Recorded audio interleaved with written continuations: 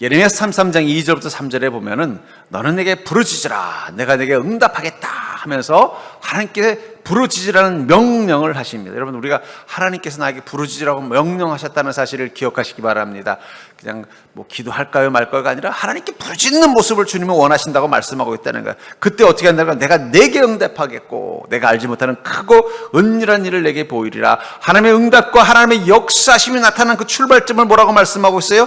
너는 내게 부르짖으라 하면서 하나님 당신을 누구라고 말하냐? 일을 행하시는 하나님, 성취하시는 하나님이라고 말하고 있다는 것입니다. 여러분들, 우리가 주님께 부르짖는 이 기도도 이것은 하나님이 원하시는 기도이고 하나님이 들으시는 기도이며 하나님의 약속이 있는 기도라는 사실을 기억하시기 바랍니다. 옆 사람 보면서 힘들수록 주님께 부르짖으십시오. 오늘 본문에 나오는 바디메오는 이 말씀을 알고 있는 자였어요. 근데 예수님이 지나가신다는 얘기를 들었어요. 앞을 보지 못하던 소경인 그는 예수님은 알아볼 수 없지만, 예수님이 어디 계신지 볼 수 없지만 적어도 예수님이 오셨다는 소식을 들었을 때 그가 할 수 있는 유일한 방법은 뭐예요? 하나님께 부르짖는 것입니다. 주님께 부르짖는 것입니다. 어쩌면 이 예레미야 33장 2절부터 3절의 말씀을 믿었던 이 바디메오는 하나님이신 예수님이 지나가자 크게 부르짖은 것입니다. 그리고 그 마음을 주님은 아셨던 것입니다. 그가 나를 일하시는 하나님, 성취하시는 하나님을 믿기 때문에 나를 향하여 부르짖고 있구나. 그리고 주님께서는 그의 부르짖음에 응답하여 주십니다. 우리 안에 믿음이 있습니다. 그 믿음은 침묵하지 않는 믿음이 되어야 될 필요가 있어요. 침묵하는 믿음이 있고 침묵하지 않는 믿음이 있다는 거예요. 부르짖는 믿음이라는 건 침묵하지 않는 믿음입니다. 침묵하지 않는 믿음은 반드시 응답을 경험한다고 성경은 말을 하고 있다는 거예요. 왜냐하면 우리가 침묵하지 않고 부르짖을 때 하나님의 마음을 움직일 수 있기 때문입니다. 제가 전에 어떤 유명한 교목 목사님의 강연을 들은 적이 있어요. 한 몇 번 여기도 예화를 들었습니다. 그 젊은이들을 대상으로 강연하는 대학교 교목이었는데 그분이 이런 말씀하시더라고요. 자기가 여러 커플들을 봤는데 사랑한다고 다 결혼하는 건 아니더라는 거예요. 근데 결혼한 사람들의 공통점이 있대요. 그게 뭔지 아세요? 나랑 결혼해 주세요라고 말한 사람들은 결혼했지만 아무리 사랑해서도 결혼해달라는 말을 하지 않은 사람들은 결혼을 못하더라는 거예요. 저는 그 말을 듣고 깨달은 게 있습니다. 그 이야기를 하면서 그 목사님이 그 얘기해요. 우리가 주님께 내게 부르짖으라고 말씀하신 건 구체적으로 너의 삶의 문제와 아픔을 내게 가지고 오라는 명령인 것입니다. 그걸 가지고 가는 믿음이 있고, 에이, 하나님께서 알아서 하시겠지. 여러분, 하나님께서 알아서 하시기를 원하면 하나님께서 어떻게 하시는지 거기에 순종하시기를 저 여러분 축복합니다. 하나님이 알아서 할 때 어떻게 해요? 저는 가끔 저희 아이들 때 장난칠 때 그래도 너 뭐 먹고 싶어? 그러면 맘대로, 그러면 일부러 우리 아이가 싫어하는 걸 시키겠다 그래요. 그러면 말을 바꿔요. 그럼 나 이거 시킨다 그러면 아니 그건 말고 그럼 뭔지 말해봐 라고 얘기하면 구체적으로 뭘 먹고 싶다고 얘기하면 그때서 그거를 주문해 줍니다. 하나님도 그걸 기다리고 계시다는 거예요. 구체적으로 내 삶에 무엇을 말하고 싶으냐? 침묵하는 믿음이 아니라 침묵하지 않는 믿음. 오늘 바울이 이 부르짖음, 그것은 하나님의 마음을 움직이는 믿음이었습니다. 왜냐하면 그는 침묵하지 않았기 때문이에요. 심지어는 그가 부르짖으려 주변 사람들이 뭐라고 말했어요? 시끄럽다, 조용히 좀 해라. 그럼에도 불구하고 그는 부르짖을 수밖에 없었다는 거예요. 침묵할 수 없었다는 거예요. 저는 이것을 통해서 주님의 마음을 움직인 이 바디메오를 통해서 본 침묵하지 않는 믿음의 특징을 아는 자가 되길 주의 이름으로 축복합니다. 여러분, 우리는 침묵하지 않는 믿음을 가질 때 비로소 하나님의 응답, 그 권능을 경험한다면, 그럼 침묵하지 않는 믿음이 뭐예요? 그냥 아무 데서나 쥐야 소리 지르는 게 침묵하는 믿음입니까? 침묵하지 않는 믿음일까요? 그렇다면 주님이 보신 이 바디메오의 믿음은 무엇이었기 때문에 주님은 그의 부르짖음을 기쁨으로 들으셨을까요? 첫 번째, 그것은 바로 갈급함을 잃지 않는 믿음이라는 거예요.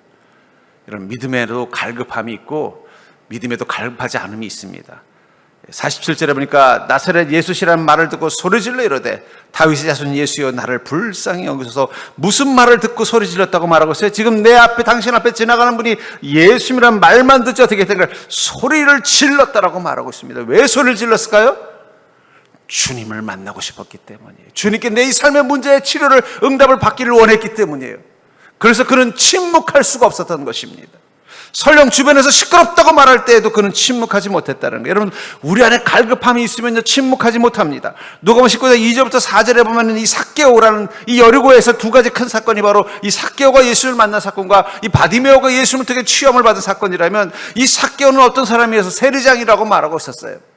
사람들이 이 세리는, 유대인 세리는 천박한 직업, 천한 직업, 아니 유대인들에겐 적과 같은, 우리로 치면 옛날 친일파 같이 취급받던 시절에 이 삭개오는 예수님을 보고 싶은 마음이 간절했습니다.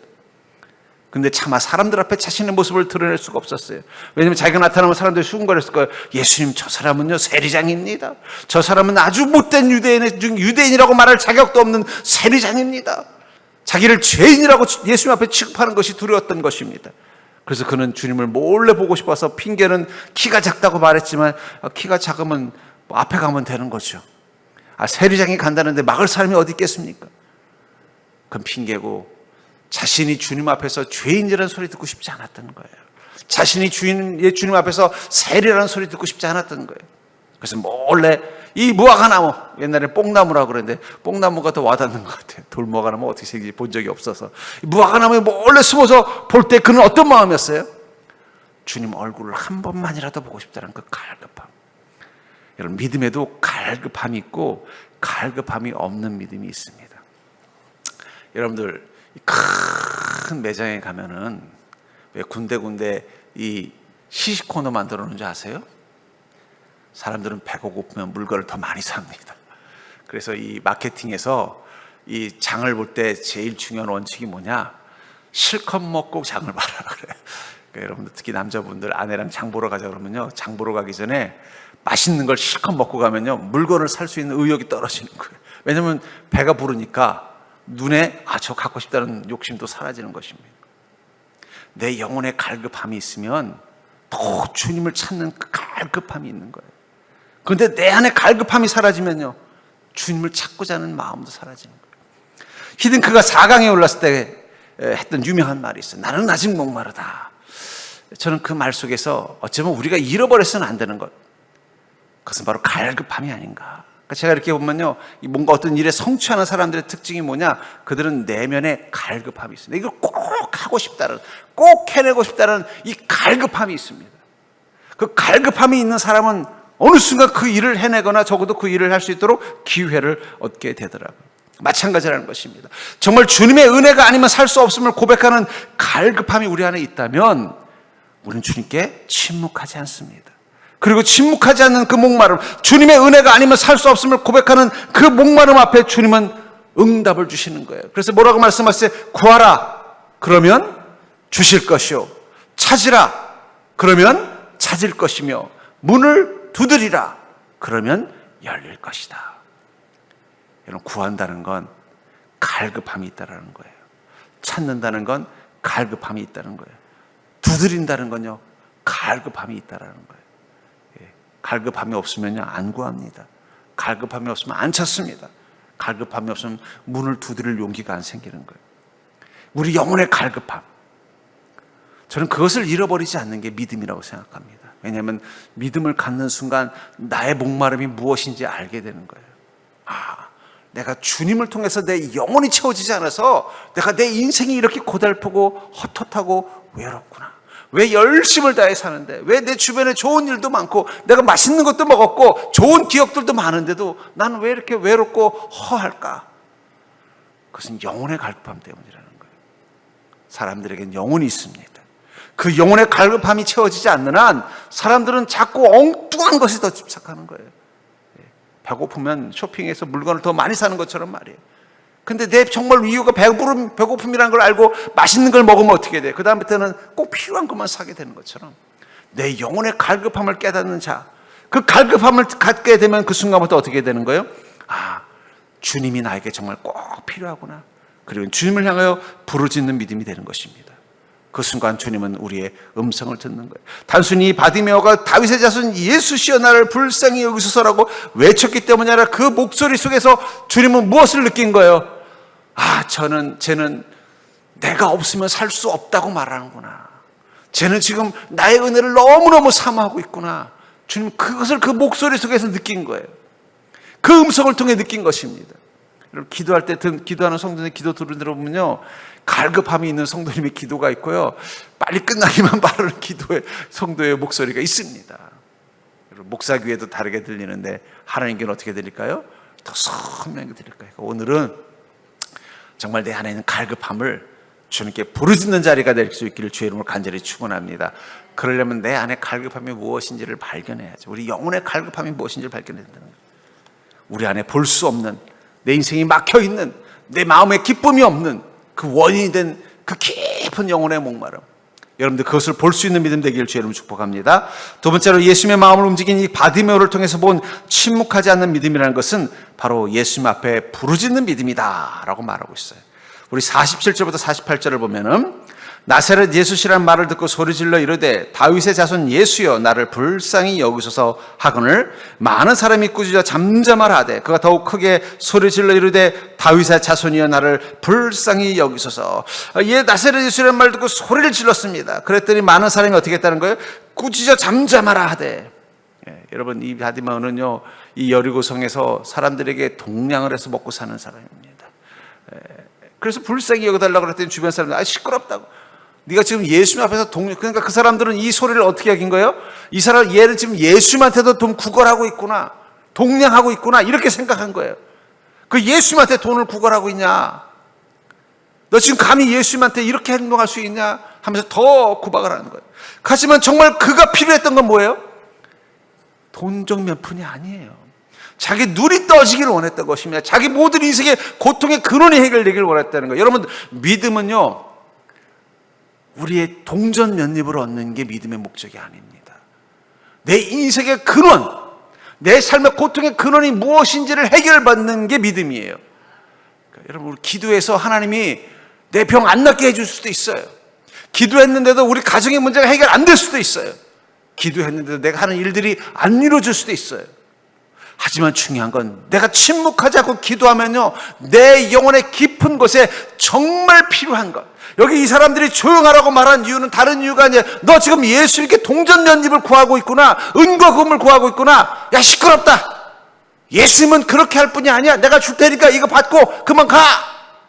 거짓 취급하고 있다는 거예요. 그가 필요한 건 동전면입인 것처럼 취급하고 있다는 거예요. 물론 그 사람은 이곳에서 오랫동안 지나가는 사람들한테 나를 불쌍히 여겨달라고 할 때마다 그의 손에는 뭘 원한 거예요?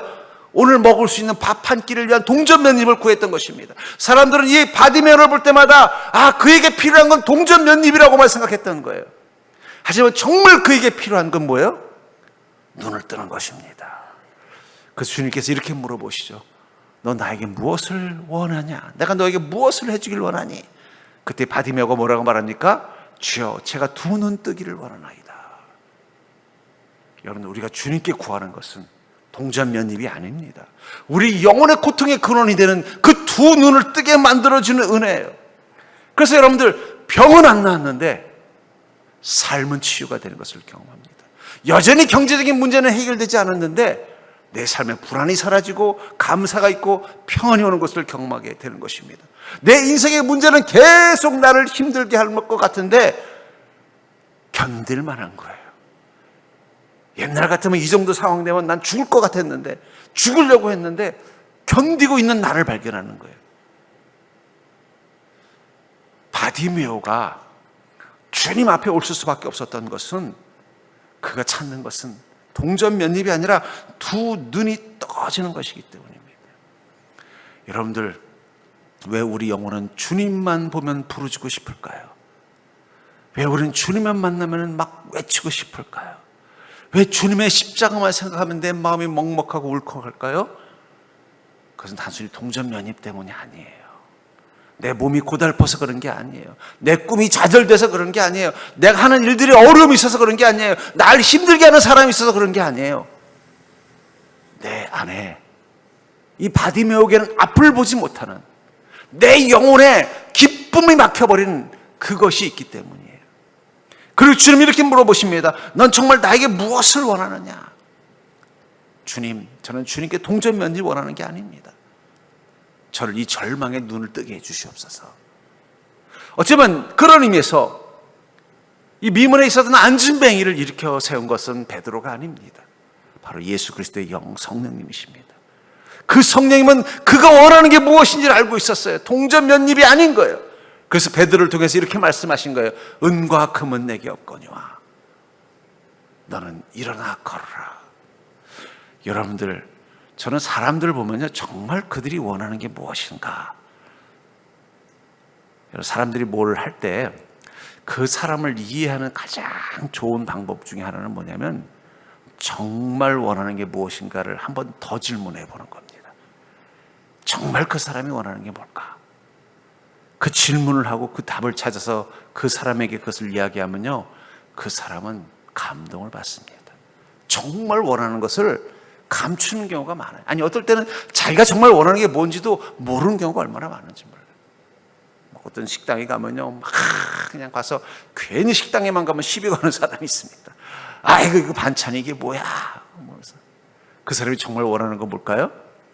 더 좋은 반찬일까요? 아니에요. 자기를 좀 알아주는 거예요. 근데 주인이 와서 아이고, 오늘 힘드셨죠? 미안해요. 내가 더 좋은 반찬 해줘야 되는데 그 대신에 내가 서비스로 이거 줄게요. 딱 그러면 어떤 마음이 들어요? 갑자기 기분이 좋아지는 거예요. 반찬 투정하는 게 아니라 뭐예요? 내가 지금 힘들었다는 걸 알아봐 주길 원했다는 거예요. 그러면요, 먹으면서 아이 괜찮아 하면서 먹으면서 뭐라 그래요? 뭐 그래도 오늘 찌개는 맛있는데 하면서 다음 날 또 와요. 단골이 되는 거예요. 단골. 정말 원하는 것.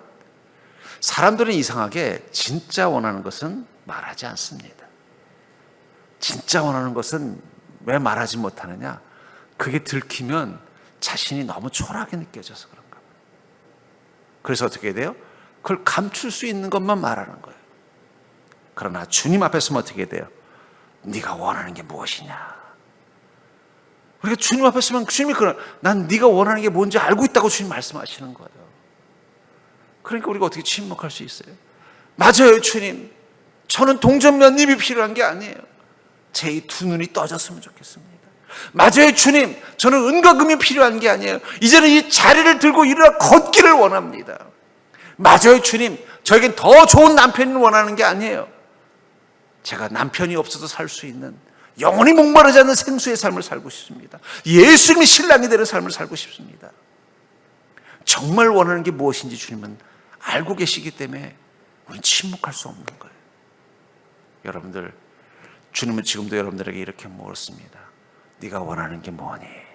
나에게만은 말해라.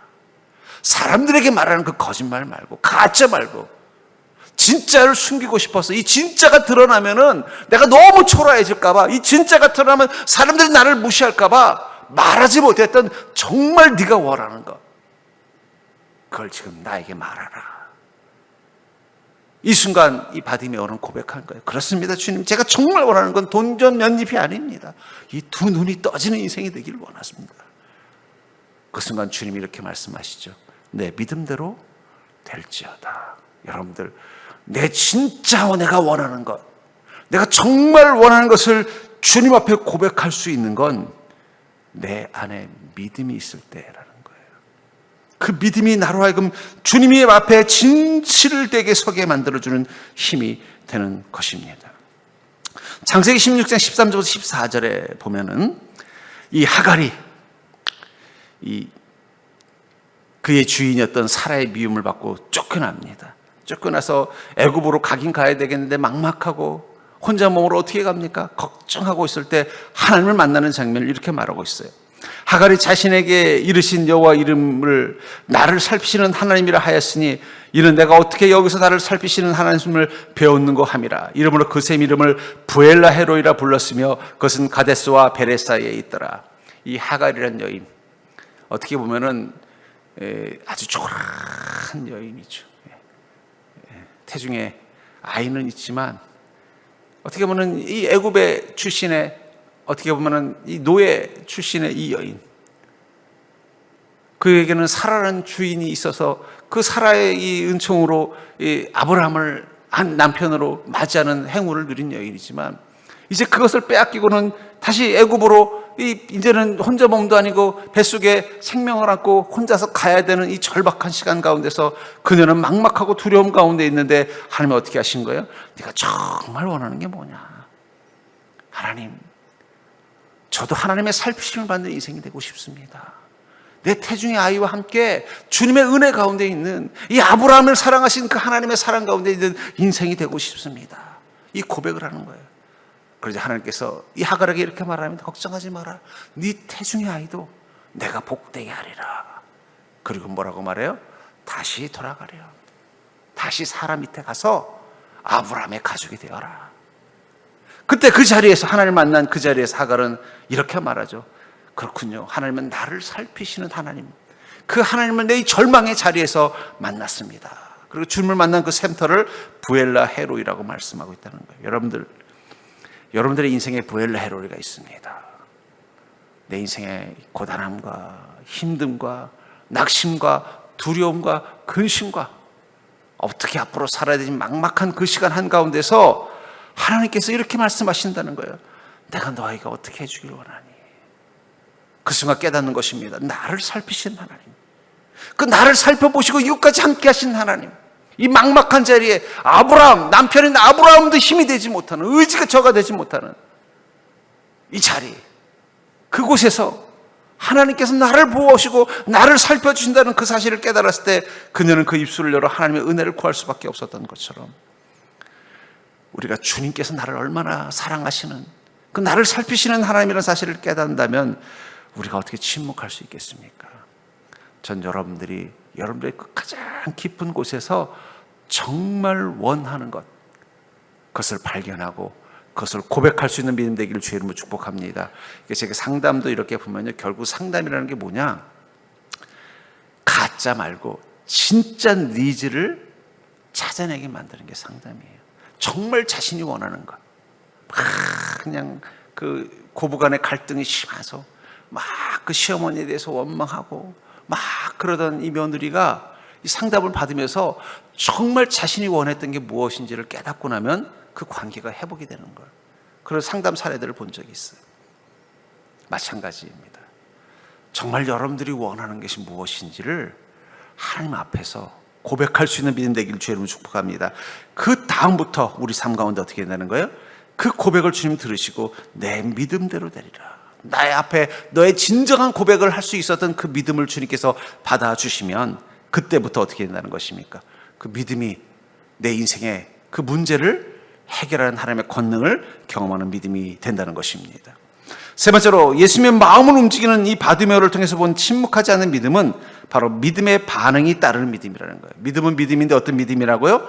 믿음의 반응이 따르는 믿음이 있다고 말하고 있습니다. 50절부터 52절에 보니까 맹인이 겉옷을 내버리고 뛰어 일어나 예수께 나오거늘 예수께서 말씀하여 이르시되 내게 무엇을 하여 주기를 원하느냐? 맹인이 이르되 선생님의 보기를 원하나이다. 예수께서 이르시되 가라, 내 믿음이 너를 구원하였느니라 하시니 그가 곧 보게 되어 예수를 길에서 따르니라. 그런데 여러분, 여기서 재밌는 장면이 있어요. 겉옷을 내버리고 뛰어 일어나 예수께 나갔다는 거예요. 이 사람은 맹인입니다. 앞을 보지 못합니다. 겉옷을 내버렸다는 것, 좀 주님을 빨리 만나려니까 이 겉옷이 거추장스러웠겠죠. 근데 중요한 건 이 겉옷을 벗어버리고 나면 이 맹인은 겉옷을 찾기가 쉽지 않습니다. 그 겉옷을 찾으려면 어떻게 해야 돼요? 누가 그 옷을 대신 가지고 있어 주든지 아니면 자기 것을 볼 수 있어야만 비로소 찾을 수 있는 거예요. 하지만 그것보다 더 중요한 건 뭐예요? 주님을 만나는 게 중요하다. 이 겉옷보다 중요하다. 이 당시 때 이 겉옷이라는 건 그냥 겉옷이 아닙니다. 여러분, 우리는 요즘은 옷이 흔한 시대를 살고 있지만 이 당시 때 겉옷이라는 건 중요한 재산 중에 하나였어요. 그래서 빚을 지면은요, 담보물로 뺏어가는 것 중에 하나가 바로 겉옷입니다. 그래서 성경에도 보면요, 겉옷을 빼앗되 낮에는 주고 밤에만 뺏으라는 말이 있어요. 왜요? 낮에는 입고 나가서 일을 해야 되니까. 밤에야 집에 있으면 되니까. 그러니까 겉옷이 담보물이 될 정도로 중요한 거라는 거예요. 거기다 이 거지예요. 거지에게 이 겉옷은 이 추위 속에서 자기를 지켜내면서 이 구걸을 할 수 있는데 중요한 것입니다. 근데 그것마저 버리고 뛰어갔다는 얘기는 뭐예요? 지금 제일 중요한 건 이 겉옷을 지키는 게 아니라 바로 예수님을 만나는 것이라는 것을 고백하고 있다는 것입니다. 주님 그것을 믿음으로 봤다는 거예요. 우리가 주님을 만나서 주님께서 내 인생 가운데 은혜를 베푸시고 하나님께서 그 권능으로 우리와 함께 하신다는 것을 믿는 그 순간부터 우리가 침묵하지 않게 될 때 나타나는 현상 중에 하나가 뭐냐? 믿음이 행동으로 나타난다는 거예요. 어떤 행동이요? 주님이 나에게 가장 중요하다는 것을 고백하는 행동으로 나타나는 믿음이 된다는 것입니다. 누가복음 19장 8절에 보면은 이 삭개오가 예수님을 자신의 집으로 주님을 영접하고 나서 사람들이 수군거리는 소리를 듣자마자 이렇게 말합니다. 주께 여짜오되 주여 보시옵소서, 내 소유의 절반을 가난한 자들에게 주겠사오며 만일 누구의 것을 속여 빼앗은 일이 있으면 내 갑절이나 갚겠나이다. 여러분, 삭개오가 왜 세리가 됐을까요? 세리라는 직업은 유대인들 사회에 있는 직업이 아닙니다. 그렇다면 그는 원래 가문으로부터 승계받은 직업이 아닌 이 직업을 선택한 이유는 딱 하나예요. 가난으로부터 벗어나기 위해서라는 거예요.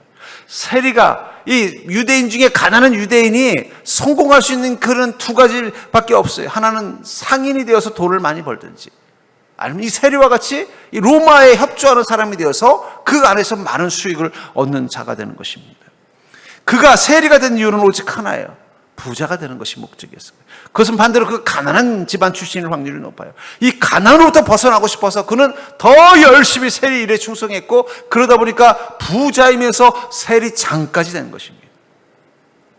그렇게 모은 재산을 지금 뭐라고 말하는 거예요? 내 재산의 절반을 가난한 자들에게 주겠다. 여러분들, 부자가 되는 게 인생의 목표이고, 그 가난에 대한 서름 때문에 부자가 된 사람이 어떻게 그 돈을 함부로 남을 줄 수 있겠어요? 그렇죠? 근데 지금 왜 이런 반응을 하는 거예요? 예수님을 만나고 나자 자기 인생의 가치 기준이 바뀐 것입니다. 여러분, 믿음은 우리에게 어떤 행동을 하게 하느냐? 주님과 내 인생의 다른 것들을, 그 가치를 구분하는 마음을 갖게 만듭니다. 주님이 나에게 얼마나 소중한 분인지를 고백하는 거예요. 내 겉옷보다 더 중요한 분, 내겐 주님 한 번 만나는 것이 이 겉옷보다 더 중요하다고 고백하고 나갈 수 있는 마음. 내가 주님을 만났다면 내가 평생 쌓아온 이 재산의 절반을 가난하게 주어도 그것이 절대 아깝지 않은, 결국은 이 말은, 이 삭개오가 이 가난한 자들에게 준 재산은 가난한 자들에게 준 게 아니에요. 주님께 드린 것입니다. 주님의 가치를 상징하는 거였다는 거예요. 마태복음 13장 44절부터 48절에 보면은 이 천국에 관한 비유를 이렇게 말하고 있어요. 천국은 마치 밭에 감추인 보화와 같으니 사람이 이를 발견한 후 숨겨두고 기뻐하며 돌아가서 자기의 소유를 다 팔아 그 밭을 사느니라. 또 천국은 마치 좋은 진주를 구하는 장사와 같으니 극히 값진 진주 하나를 발견하며 가서 자기의 소유를 다 팔아 그 진주를 사느니라. 또 천국은 마치 바다에 치고 각종 물고기를 모으는 그물과 같으니 그물에 가득함에 물가루 끌어내고 앉아서 좋은 것은 그릇에 담고 못된 것은 내버리느니라. 이 천국을 비유하면서 세 가지 비유를 말합니다. 밭에 감추인 보화와 같다, 좋은 진주를 발견한 상인과 같다, 혹은 물고기를 많이 잡았는데 그 물고기 중에 좋은 고기와 그렇지 않은 고기를 구분하는 자와 같다. 여기서 가장 중요한 게 있습니다. 뭐냐면 가치라는 거예요. 가치. 밭에서 보화를 발견한 사람에게는 무엇이 가치가 있는 거예요? 그 가치가 자기의 소유를 다 팔아서라도 그 밭을 사고 싶은 가치를 갖게 된 것입니다. 진주 장사가 좋은 진주를 발견할 순간 그에게는 뭐 어떻게 된 거예요? 자기 소유를 다 팔아서라도 사고 싶은 진주라는 가치를 갖게 됐다는 거예요. 물고기를 많이 잡은 사람이 이 고기를 어떻게 하는 거예요? 가치 있는 것과 가치 없는 것으로 구분하는 작업을 해서 가치 있는 것만 담았다라고 말하고 있다는 거예요. 여러분, 예수님을 만나고 우리 안에 믿음이 생기면 달라지는 현상 중에 하나가 뭐냐? 가치가 달라지는 것입니다. 내 모든 것을 다 주고라도 주님을 사고 싶은 가치, 내 모든 것을 다 하고라도 주님께 기쁨이 되고자 하는 마음, 그게 믿음이 주는 반응이라는 거예요. 내 인생의 가치가 달라지는 것입니다. 주님의 기쁨이 되는 것과 주님께 기쁨이 되지 않는 것들을 구분하는, 마치 물고기를 좋은 물고기와 나쁜 물고기로 가둬서 나쁜 물고기는 다 버려버리는 것처럼 그 기준이 달라지는 거예요. 가치의 기준이 달라지는 거예요. 그러니까 여러분, 주님을 온전히 믿는 믿음이 생기면요, 우리는 그냥 믿음 갖고 끝나는 게 아니라 우리 삶을 바꿀 수밖에 없는 것입니다. 우리 행동이 침묵하지 못하는 거예요. 우리 삶이 바뀔 수밖에 없다는 거예요. 주님을 만나고 나니까, 주님과 함께하는 인생이 되고 나니까 내가 이렇게 살면 안 되게 생겼는데, 내가 지금까지 헛되게 살았네. 그래서 바울 목사님 뭐라고 말했어요? 내가 지금까지 나에게 유익이라 생각했던 그것들이 주님 안에서 보니까 배설물 같더라는 거예요. 가치의 기준이 달라진 것입니다. 믿음은 예수 그리스도를 내 전 재산을 팔고라도 사고 싶은 보화처럼 느끼게 만들어줍니다. 믿음은 예수 그리스도가 내 평생 찾고 싶었던 인생의 보화와 같은 진주와 같은 분이라는 사실을 깨닫게 만들어준다는 거예요. 믿음은 내 인생에 주님의 기쁨이 되는 것과 주님의 기쁨이 되지 않는 것으로 내 인생의 가치를 구분하는 자로 바뀌는 거예요. 그래서 믿음을 가진 자는 행동할 수밖에 없는 거예요. 보화를 사기 위해서, 밭을 사기 위해서 자기 재산을 파는 행동을 하는 거예요. 진주를 갖기 위해서 다른 모든 보석을 다 파는 것과 같은 거예요. 좋은 고기를 담기 위해서 나쁜 고기는 버리게 되는 거예요. 가치가 달라지는 것입니다. 그 순간 어떻게 돼요? 그 가치가 달라진다는 건 다른 말로 표현하면 주님을 위해서 아끼지 않는 마음이 되는 것입니다. 왜 예수님께서는 아브라함이 이삭을 제물로 바쳤을 때 그렇게 기뻐하셨을까요? 오해하시면 안 돼요. 예수님이 하나님께서 인신공양을 좋아하시지 않습니다, 여러분들. 하나님 인신공양을 좋아하지 않아요. 성경에 보면 하나님이 사람을 제물로 바치라고 말한 건 이게 딱 한 번이에요. 그전에는요, 사람을 제물로 바치는 게 대부분의 종교가 가지고 있는 흔한 현상이었어요. 그게 최고의 제물이라고 생각했던 시절. 심지어는 저 아즈텍이라는 나라는요, 저 잉카 문명이 있는 아즈텍에서는요, 수많은 사람들을 하루에도 몇십 명씩 죽이면서 그 심장을 태양신에게 바치는 게 최고의 제물이라고 생각했던 그런 시대에 하나님은요, 딱 한 번 이삭을 제물로 바치라. 그러니까 예수님도 인신공양을 원했다는 건 그건 잘못된 성경이었습니다. 그럼 주님 왜 그런 안 하시던 행동을 하셨을까요? 묻고 싶은 거예요. 아브라함, 너의 가치는 누구에게 있냐? 하나님을 향하여 아끼지 않는 마음. 너는 너의 아들보다 나를 더 가치 있게 생각하는구나. 내게 순종하는 믿음이 더 소중하구나. 여러분, 믿음은 결국은 투자입니다. 어떤 투자예요? 내 인생의 가장 귀한 보물은 주님이십니다. 내 인생의 가장 소중한 것은 주님이십니다. 내 인생의 가장 값진 선택은 주님을 선택하는 것입니다. 이 선택 앞에서 주님이 이렇게 말씀하세요. 너는 나를 위해서 아끼지 않는구나. 너는 침묵하지 않았구나. 망설이지 않았구나. 여러분, 아브라함이 이삭을 너무 아꼈으면 어떻게 했을까요? 아만 안고 가만히 있었을 거예요. 주님이 무슨 말씀하시든 가만히 있었을 거예요. 다음날 아침이 돼서 이삭이 어저께 아버지 어저께 보니까 하나님하고 아버지 대화하시는 것 같은데 무슨 얘기 하셨어요? 그러면 아브라함이 뭐라 그랬을까요? 넌 알 것 없다. 그러고 가만히 있었을 거예요. 근데 침묵할 수 없었습니다. 왜냐하면 아브라함에게는 하나님의 가치, 내 인생의 최고의 가치이기 때문에. 그래서 어떻게 해요? 바로 망설임 없이 이삭을 데리고 간 것입니다. 믿음은 우리의 가치의 기준을 바꾸는 거예요. 아끼지 않는 거예요.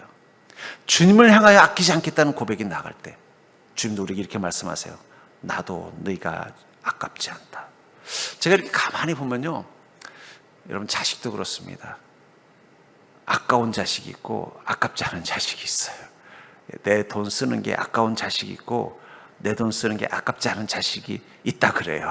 전 잘 모르겠습니다. 하나밖에 없어서.